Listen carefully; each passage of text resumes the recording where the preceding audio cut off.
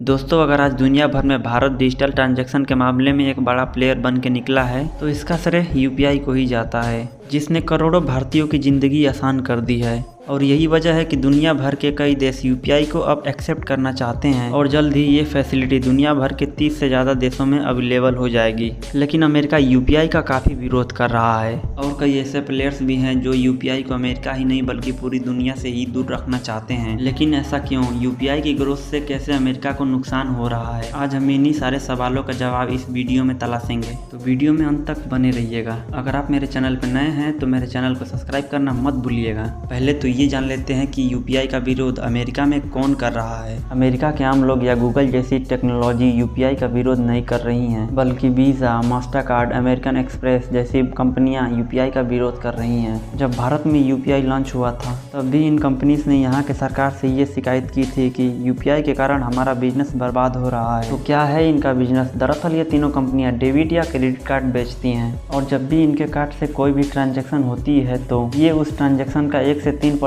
हिस्सा अपने पास रख लेती हैं, जिसे ये लोग MDR यानी कि मर्चेंट डिस्काउंट रेट कहते हैं। और इसी में से कुछ हिस्सा बैंक्स को देने के बाद इनकी कमाई हो जाती है। और इसके विपरीत यूपीआई को देखा जाए तो इसमें कोई भी पैसा नहीं काटा जाता है और 0% MRD के साथ आपका ट्रांसफर किया गया पैसा रिसीवर के पास पहुंच जाता है। अब आपको लगेगा कि यूपीआई फ्री है तो क्या बैंक्स को नुकसान नहीं हो रहा है, क्योंकि आखिर उन्हें भी MDR का कुछ हिस्सा तो मिल ही रहा था। तो जी हाँ, बैंक्स को बहुत ही नुकसान हो रहा है।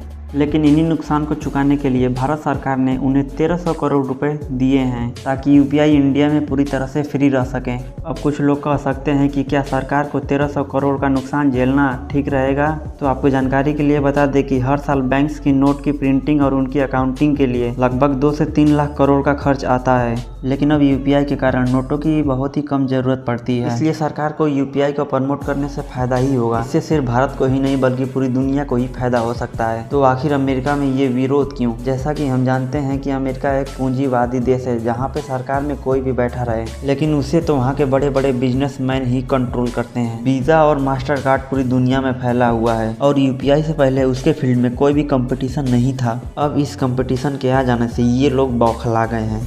अमेरिका, जिसे कि टेक कैपिटल कहा जाता है, क्या वहाँ पर सचमुच यूपीआई जैसी कोई भी टेक्नोलॉजी नहीं थी? अमेरिका में लोग FedNow और जेल प्लेटफॉर्म का भी यूज करते हैं और दावा किया जाता है कि ये भी यूपीआई जैसा ही है। लेकिन दोस्तों, ऐसा कहना बिल्कुल भी गलत होगा।